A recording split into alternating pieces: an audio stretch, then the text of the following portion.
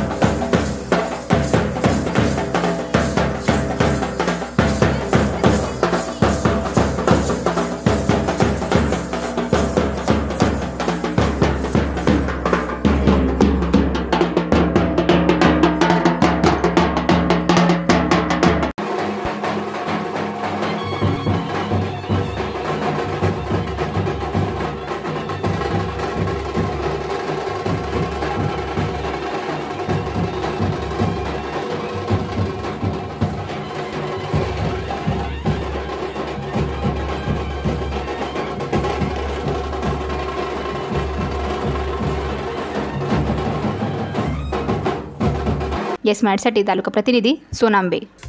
अशाच प्रकारच्या ताज्या घडामोडींसाठी येस मराठी न्यूज यूट्यूब चॅनलला शेअर करा, सबस्क्राईब करा, लाईक करा आणि पाहत राहा येस मराठी न्यूज।